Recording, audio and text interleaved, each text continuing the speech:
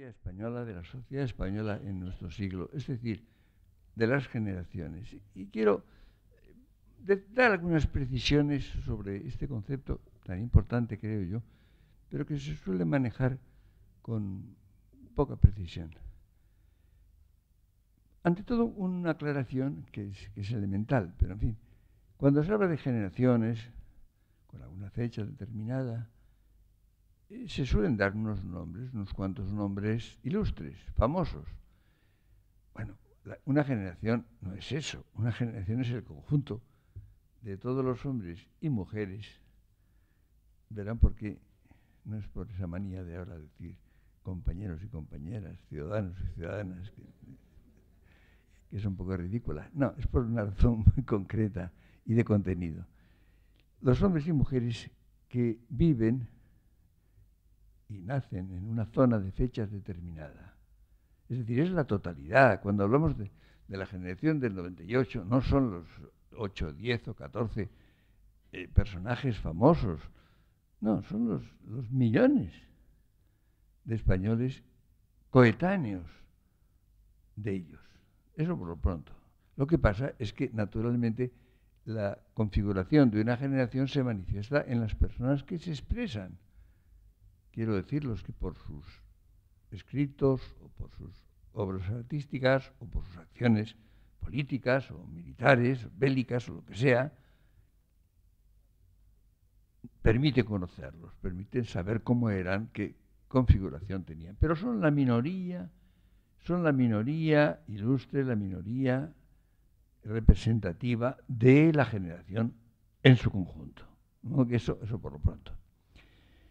He dicho lo de hombres y mujeres por una razón, y es que durante toda la historia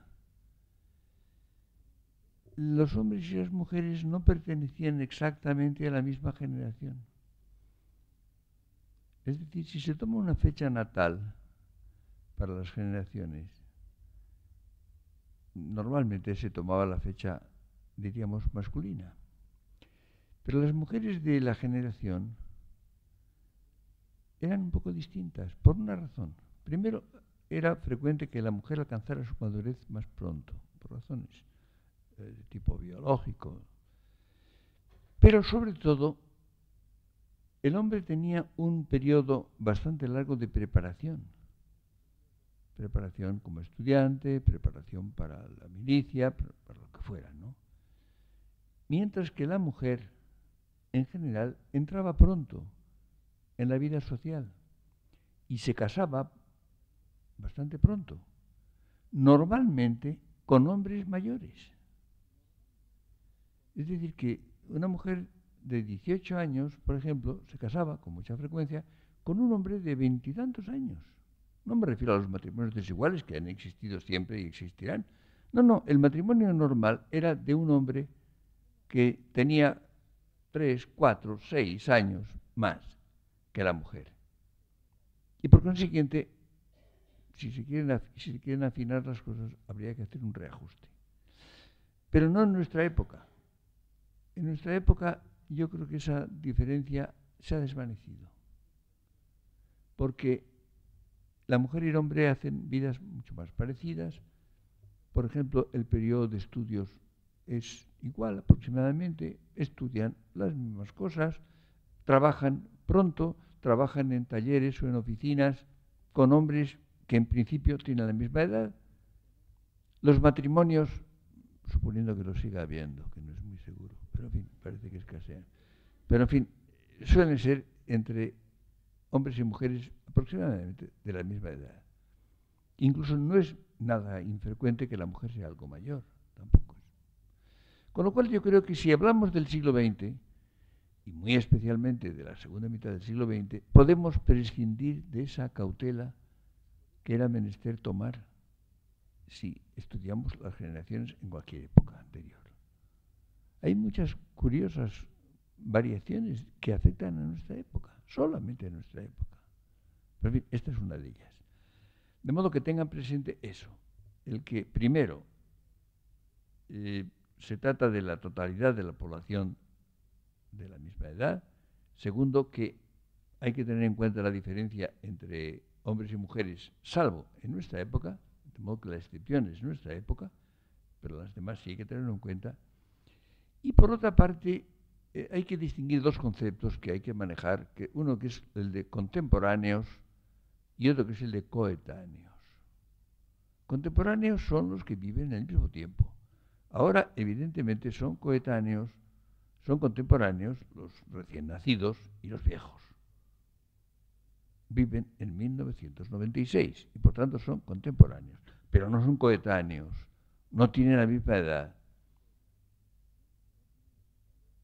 Es decir, son coetáneos los que tienen la misma edad históricamente, es decir, los que pertenecen a una generación, a la misma generación. Esa distinción es muy sencilla, muy elemental y hay que tenerla presente. Por otra parte, como saben ustedes, Ortega, que fue el primero que hizo una teoría justificada y responsable de las generaciones, había determinado la duración del periodo generacional en 15 años. Yo he seguido y he desarrollado mucho esta teoría, he escrito sobre generaciones mucho más que Ortega, por cierto, pero en fin, partiendo de él, creo que su punto de vista es en conjunto certero. Yo he hecho algunas modificaciones a su planteamiento, pero en conjunto creo que ha sido el creador de la teoría, digamos, científica de las generaciones. Y creo que la cifra 15 años se debe mantener en principio, teniendo en cuenta que lo humano no es exacto. Es decir, que 15 años es como número redondo. Puede ser un poco más, puede ser un poco menos, pero el periodo generacional es de 15 años. Y además, si a lo largo de la historia, por ejemplo, de España, puede haber diferencias de países, de las escalas, yo creo que desde toda la edad moderna, que es cuando propiamente tenemos datos suficientes, se puede mantener, creo que con sorprendente acierto, la escala generacional de 15 años. Por tanto, las generaciones son, por una parte, los personajes de la historia. Cada generación es un personaje histórico. Por otra parte, son los pasos de la historia. Y la historia avanza por pasos. Ustedes piensen que el movimiento puede ser continuo o no. Por ejemplo, un automóvil rueda y va a una velocidad determinada. Un avión vuela, también en continuidad. Pero una persona que anda dando pasos. No se detiene. El movimiento tiene continuidad, pero es un movimiento articulado. No es que simplemente se deslice, sí, patina, sí, pero si anda, no. Es decir, da 3, 4, 5 pasos sin interrumpir la marcha. La historia no se detiene, pero tiene articulaciones. Por eso llamo los pasos de la historia a los intervalos de 15 años de las generaciones. Y el problema está en determinar dónde están los pasos. Quiero decir, dónde están los límites de las generaciones. Ortega decía que se entra en la historia normalmente hacia los 30 años. Es la edad de la entrada en historia. Pero como esto es dudoso y es muy variable y además hay una continuidad de nacimientos, yo propongo, siempre prefiero tomar como fecha de generaciones la fecha natal, la fecha del nacimiento, que es lo más claro, es lo que es inequívoco. Entonces una generación, diríamos, está compuesta por una fecha central, los 7 años anteriores y los 7 años siguientes. Y hay un concepto más, que ese es de mi cosecha, ese lo elaboró yo hace mucho tiempo, que es el concepto de constelaciones. Yo publiqué el año 49, nada menos, el método histórico de las generaciones, que ha tenido muchas ediciones. Pero en la última, en la que he añadido muchas cosas que no estaban incluidas, una serie de ensayos complementarios, he elegido un título un poco más breve, Generaciones y constelaciones. Y entiendo por constelaciones ciertos grupos aparentes. Las constelaciones son grupos de estrellas que están cerca en el plano visual. Las distancias que las separan pueden ser inmensas. Por ejemplo, la Osa Mayor, o la Osa Menor, o la Cruz del Sur. a la vista, están próximas. Pues bien, en la historia humana hay lo siguiente. Hay personas que son precoces, que empiezan a actuar, a escribir, a pintar, a dar batallas o lo que sea, a hacer política, muy jóvenes. Y entonces lo hacen al mismo tiempo que los hombres de la generación anterior. Y parecen pertenecer a ella. Forman grupo con ella. Forman constelación con ella. Al revés, los que por una razón o por otra son tardíos, los que hacen una actuación pública bastante tarde, no demasiado jóvenes, forman grupo, forman constelación con la generación siguiente. Y entonces pertenecen a esa constelación. Por ejemplo, la llamada generación del 27, cuya fecha natal central yo creo que es 1901.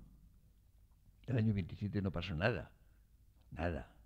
Fue el centenario de Góngora, que naturalmente no pasó entonces, pasó 3 siglos antes. Pero en fin, el grupo, sobre todo los poetas, se han llamado generación del 27. Pues bien, dos figuras que se consideran como muy características de esta generación, Pedro Salinas y Jorge Guillén, yo creo que no son de esa generación, sino de la anterior. Lo que pasa es que los dos, por razones diversas, publicaron relativamente tarde. Fueron amigos y colaboradores de los más jóvenes. Publicaron en sus revistas, sus libros se publicaron cuando estaban ya publicando los de la generación siguiente. Forman constelación. Son de la constelación, si quieren ustedes llamarla del 27. Pero yo creo que forman parte realmente en su persona de la generación anterior. Y yo en realidad esta teoría de las constelaciones la elaboré para explicar el caso de Guillén concretamente. Guillén, en el fondo, era de la generación anterior, la generación a que pertenecía Juan Ramón Jiménez, y como se pelearon bastante, pues no quería pertenecer ni a su generación. Pero sí pertenecía él personalmente. Luego, como escritor, diríamos, forma parte con el grupo de los siguientes, de los más jóvenes. Incluso había de los mismos Salinas que Guillén, que han sido muy amigos míos y los he tratado mucho, tenían incluso un estilo vital, por ejemplo, que diría una cortesía, un tipo de cortesía que era distinto, que era el de la generación anterior. Y además la gente les llamaba frecuentemente don Pedro y don Jorge. En cambio todo el mundo decía Dámaso, Alonso, o Gerardo, Diego, o Rafael, Alberti. Y nadie les ha llamado don. Pero a Salinas y a Guillén sí. Son detalles, comprenden ustedes, que me parece que explican ese concepto de constelación. Y hay un hecho además, que es que los que están nacidos, les decía a ustedes que no se trata de nada exacto, nada humano es exacto. Esas básculas que dicen su peso exacto, si echa usted una moneda, su peso exacto, no hay peso exacto. No porque la báscula no sea buena, sino porque yo no tengo peso exacto. Porque si he bebido un vaso de agua antes, peso un poco más. Y si he andado deprisa y he transpirado, pues peso un poco menos. Incluso puestos a afinar, si tengo el pecho lleno de aire, peso un poco más que si he expirado y tengo poco aire en los pulmones. Es decir, no hay un peso exacto. Ni hay una estatura exacta, porque si estoy erguido, soy un poco más alto que si estoy encogido, etc. Pues bien, las personas que nacen en la frontera entre dos generaciones, gravitan hacia una o hacia la otra. Y es curioso cómo a veces cambian. Incluso una persona que en principio se ha considerado perteneciente a una generación, al avanzar en la vida ha tenido más afinidades, tal vez más amistades, ha compartido más cosas con la generación mayor o con la generación más joven. Ha terminado por gravitar a ella. Hay casos muy curiosos y muy reveladores en esto.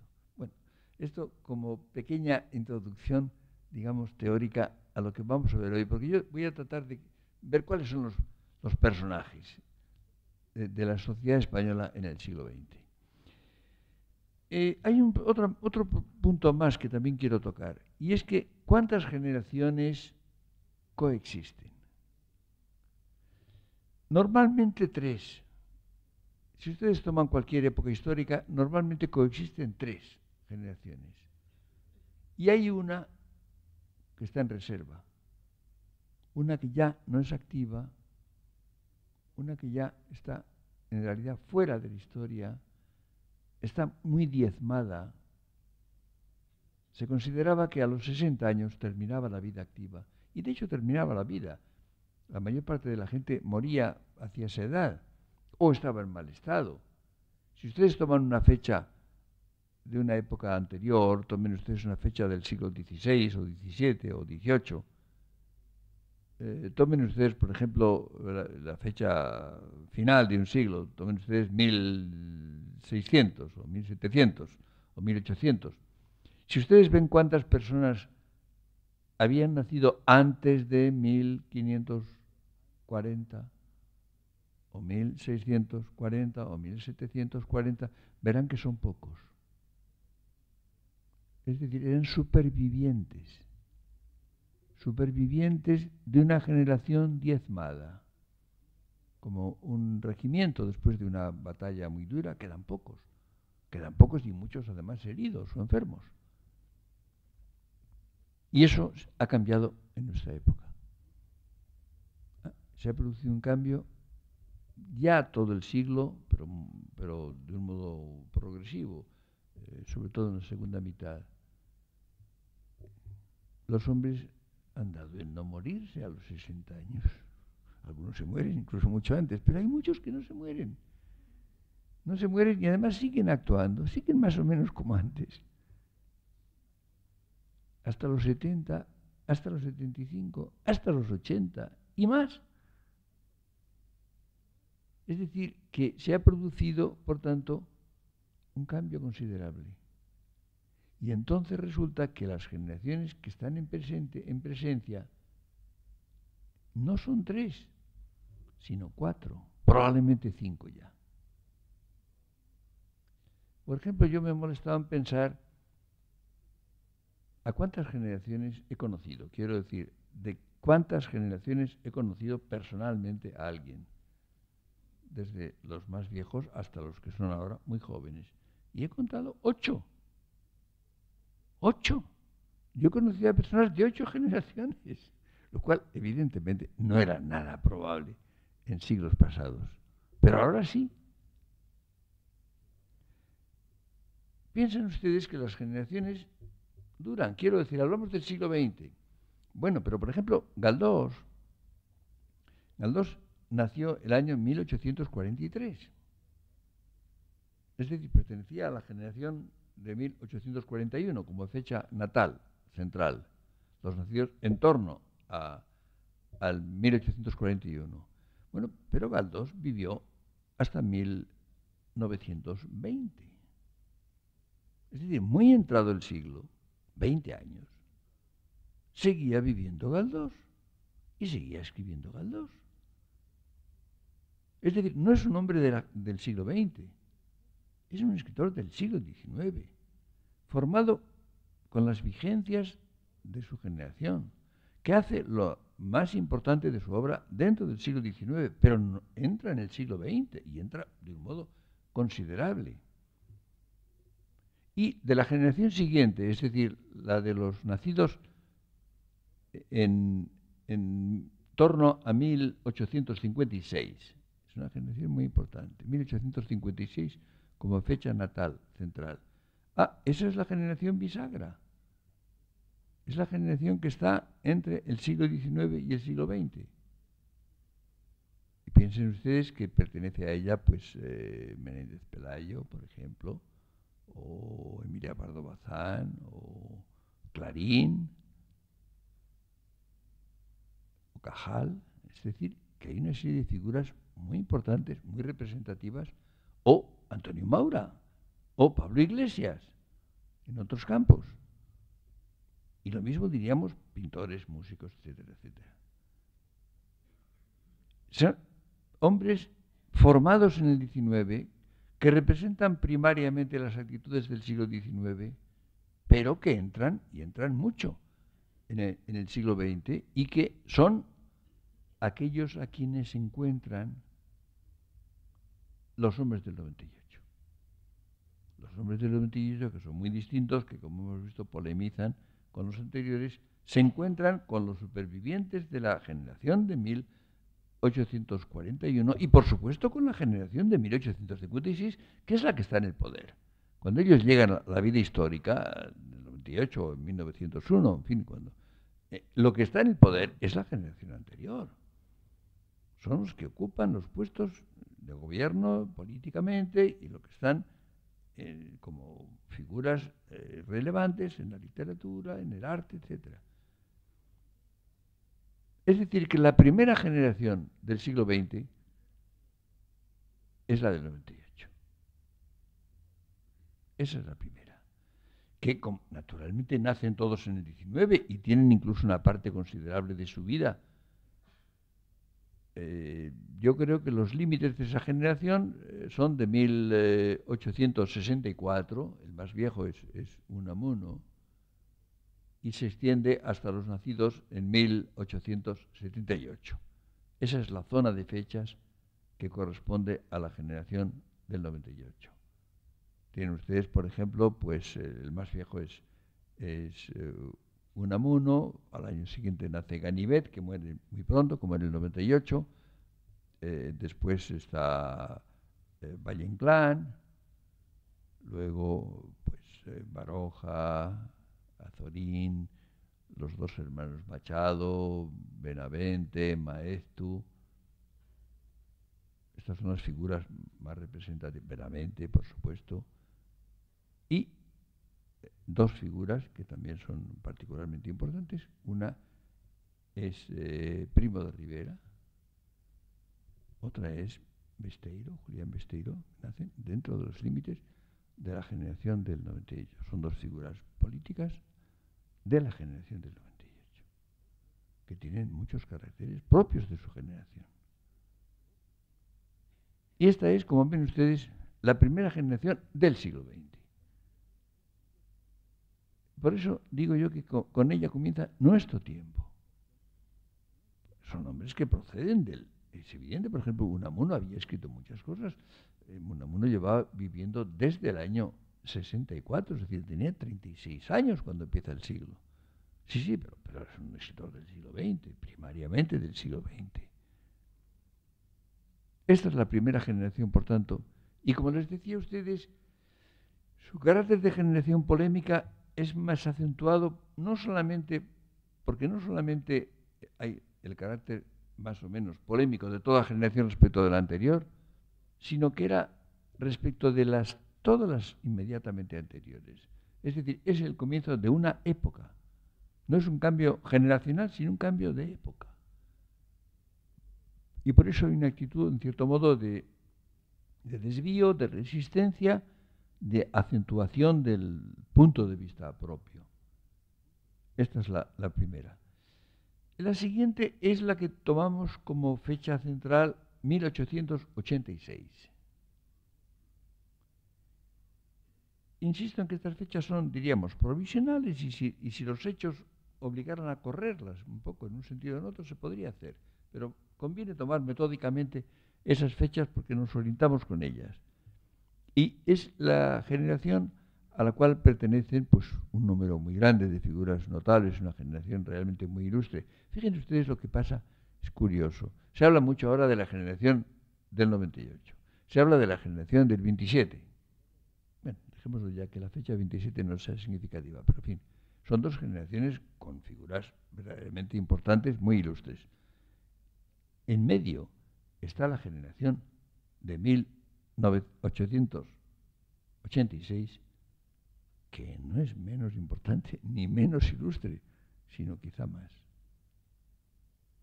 Pero como no se le ha puesto una fecha, una especie de etiqueta colgante, pues la gente que escribe, casi siempre sin saber de qué habla, que es muy corriente, pues, no sé, parece como si no existiera.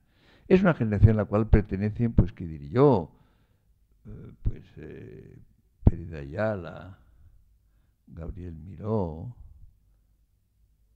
Juan Ramón Jiménez, Ortega, nada más, Madariaga, Sánchez Albornoz, Américo Castro, Ramón Gómez de la Serna, creo que Salinas y Guillén, y de paso también Azaña, Franco, que han tenido alguna influencia. Ustedes, es una generación realmente bastante impresionante. Y muchos más. No quiero hacer una enumeración. Y esta es la segunda.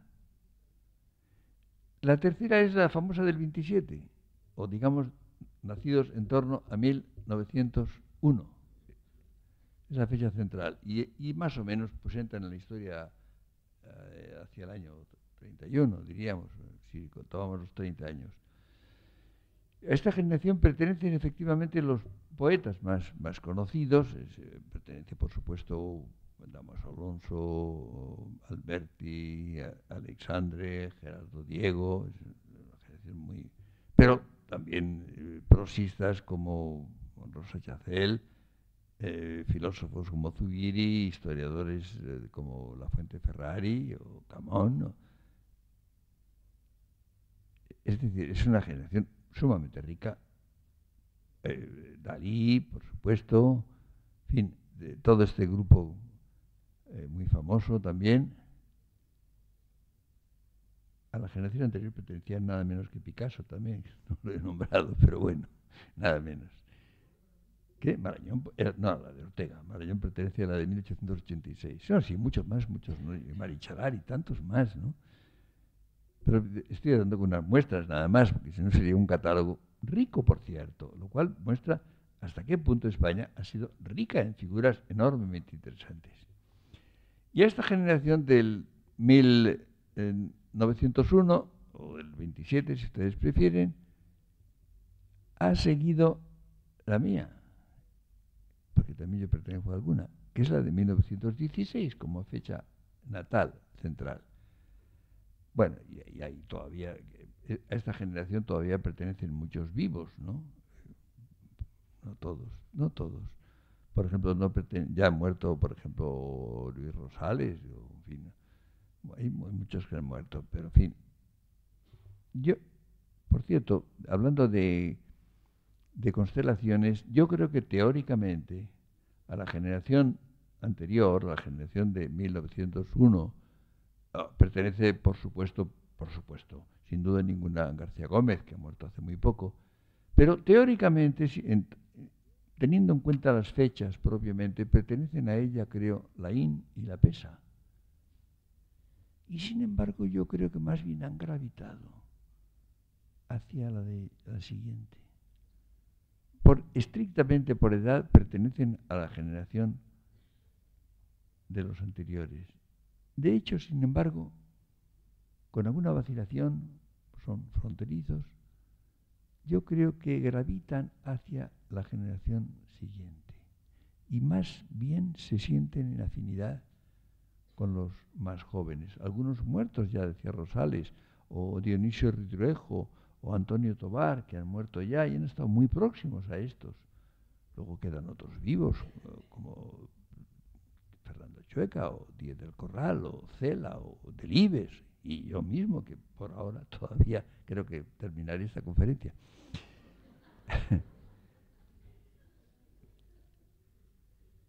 Ven ustedes aquí, por tanto, unas generaciones,